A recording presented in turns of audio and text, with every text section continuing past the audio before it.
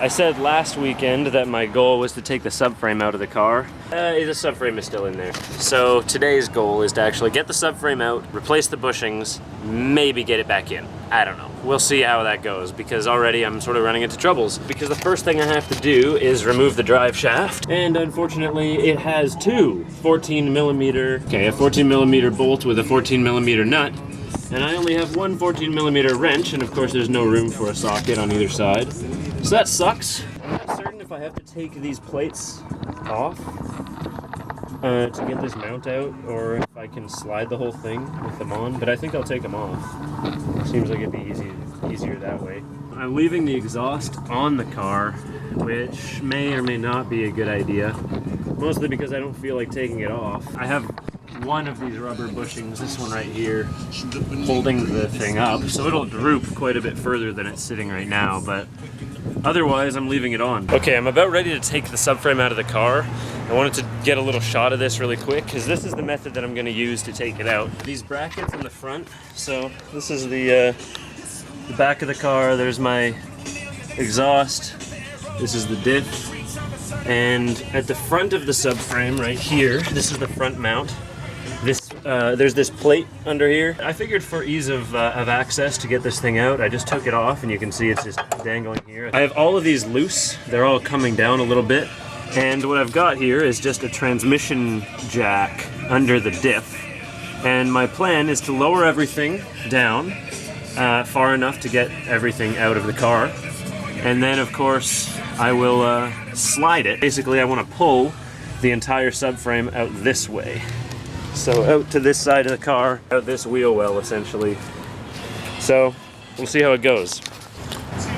All right, and here we are. There's the subframe out of the car with the diff, of course.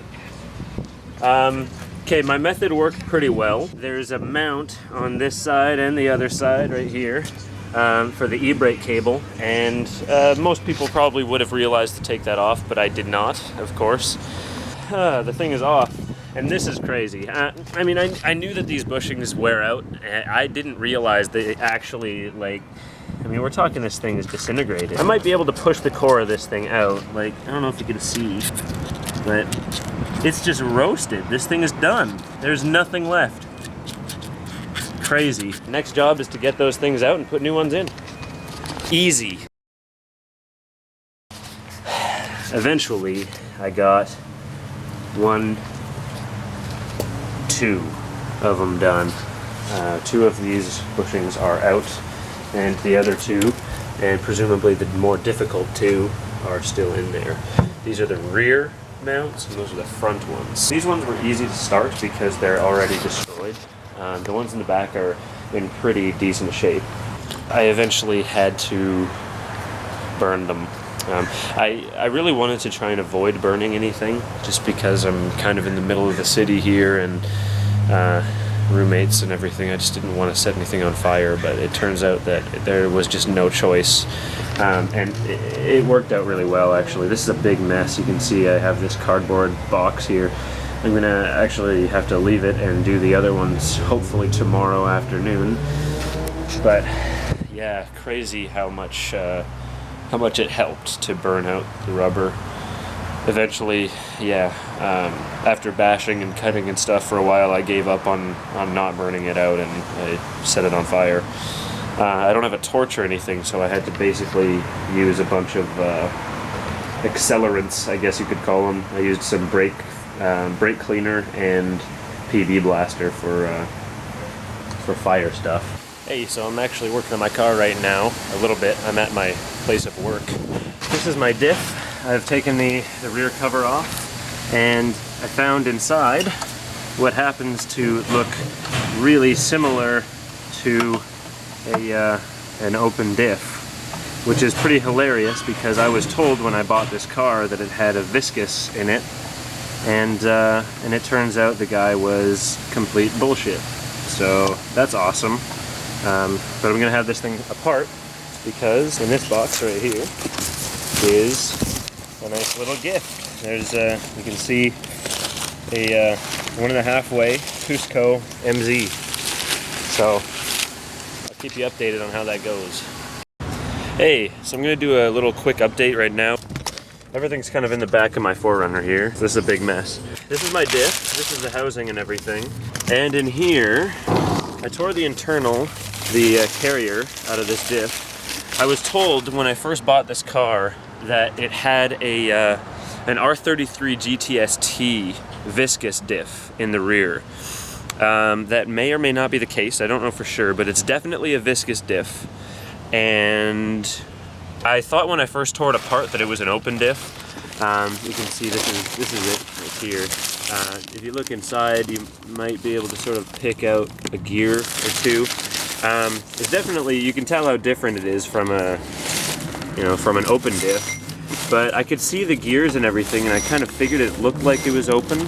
But I guess this is what a viscous looks like from the outside. So that thing's out, and in here, I don't know if I have any footage really, but in here I have a Cusco MZ clutch type diff that I installed, and I really wish I had more footage of the actual install, but I didn't really. I was in a big hurry because I was at my work. But this is the problem. This is the JDM spec axle stubs, and unfortunately they don't line up. These there are little clips, C-clips, that fit in these ring grooves around the splines, and they don't line up correctly because this internal is supposed to be with the 6-bolt. It's got like a 2-2-2 kind of a 6-bolt setup.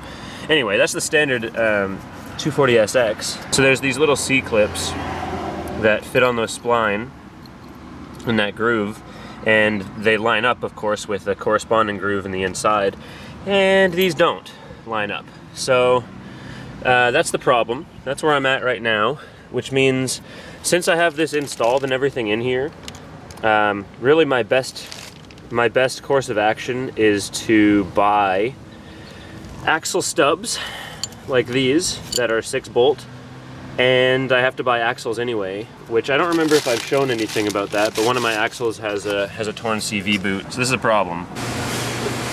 Alright, yeah, so I'm at my place of work right now, and I am working on taking the bushings out of my control arms, and it's going quite swell, mostly because I have a press at work, and you can see how I've got this set up. I happen to work at a place that basically we make this thing for our machines, and so it happens to work perfectly with the hole in the middle for the bushing to go through. You can see the setup here is just this is the hydraulic pump for the press, and I'm going to smash the last one out of here. So I'm almost done with these.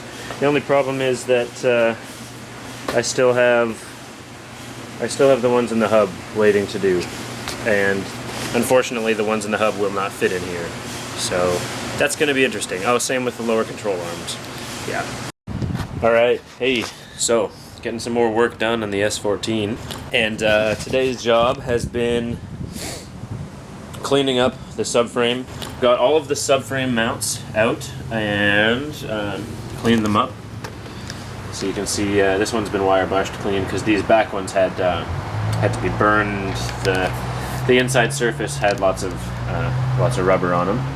I did these. I have some pictures, but I didn't get any video. I put these differential mounts in, the caps and everything inside. I have one of these in here, and you can see it's sort of sitting in here funny. Obviously, this is not. This is upside down. The whole thing would kind of go in the bottom like that. I'll put in the other ones, and we'll see how it goes.